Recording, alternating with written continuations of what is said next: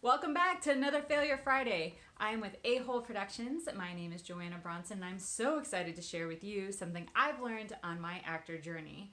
So here as actors, as you want to become a whole actor, which in this day and age to me means someone who creates their own content, someone who's practicing every day, you're networking, you're socializing, you're taking in all your environment information to put it into your craft. There's so much that goes into acting now, and I feel like because of that, for me specifically, I know that I get into a place where I'm doing too much. Like, I'm waking up early and doing all my morning stuff, my meditation, my workout, my practice, and then I'm going to auditions, and then I'm going to my side job, and then I'm going to talk to my family and trying to keep in touch with all my friends and all the different states that I've lived in. And, there becomes a lot of things in the day. There's things for the house I want to do, laundry, yada, yada, yada, right? And you get so caught up in the whirlwind of it all, like I did, that it leads to moments like this. So I was going in for Criminal Minds, and I was so excited because this casting office is really cool. I've had a lot of friends get cast through this office, and I think it was one of my first times being there.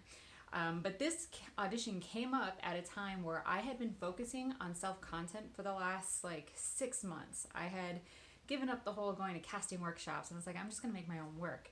And at that moment, I wasn't practicing enough every day. I was so focused on content and creating characters and all these things that I wasn't practicing the simplest of things, like waking up every day and reading a piece of literature out loud to practice my voice, to make sure that, I'm keeping my techniques down by using readers and talking to people and doing scene work with friends and just keeping in the practice of it so that when I do get called in for big jobs like this, I'm ready to go because I practice it.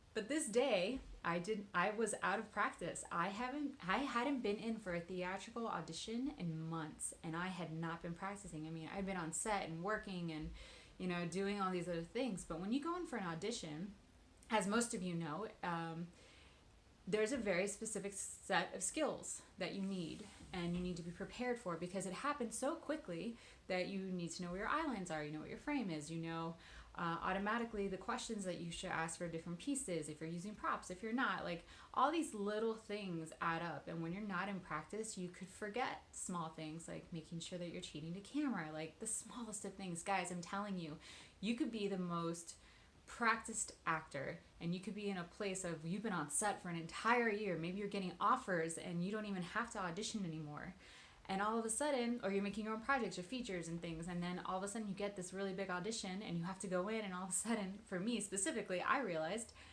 I did my work. I was ready with the character. I was ready with everything that I intended to do in the audition and let it go and walked into the audition ready to do it. However, I didn't use the reader.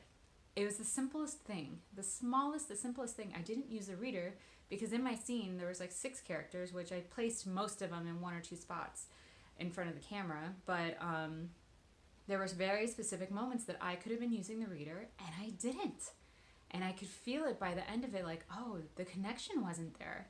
It was the simplest, and I'm sure some of you are shaking your head like, Joanna, you should know better. And I'm like, I do know better. However, I was just so in my environment, it seemed, because I use a lot of environment and character work in my scenes, that I was just so in it, I was already on stage or I was already on set, that I wasn't using the gifts that you get in an audition, like having a reader, regardless of what they're giving you. Use them, have that point of contact, because for you as a human, that human contact makes all the difference. And just doing simple things like that, I remember walking out of the room what did I just do? What was that? That wasn't me. I know better than that. But I was so into the work itself that I completely forgot my technical. And I mean, I definitely didn't book it. But I remember walking out of the room I need to stay in practice. The smallest of things. I hadn't been in class in months. I hadn't been in front of a camera for auditioning purposes in a very long time. So I started to make sure that I keep in practice weekly, putting my iPhone on or putting your Android phone, whatever it is that you have, turning it on, having a script in hand, and just practicing. Where is my reader? Where are my props? What is this experience I'm about to have? Whatever it is to keep you in practice, because the audition is the thing that gets you the job, and you got to stay in practice. It's really fun being a whole actor because you're a creator. I'm making my own content. I'm writing. I'm collaborating. I'm doing all these really great things that I'm excited for. But those opportunities are so, that's like the end goal, is to be a full-time working actor, right?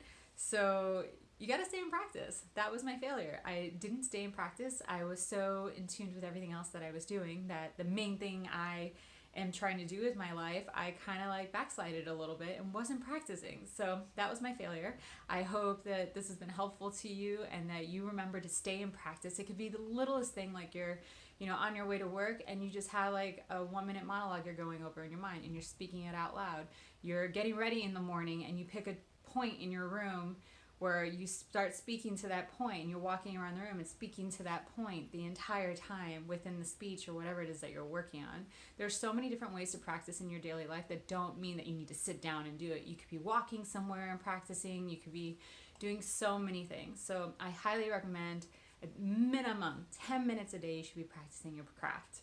There are a lot of ways to do it. If you have any suggestions or comments or concerns, please put them in below. I am happy to abide and listen. I'm always looking for new ways to learn things. Here at A-Hole Productions, we're always trying to inspire and create new content for you guys to help you on your journey. So if you liked it, please share it, and I hope to hear from you soon.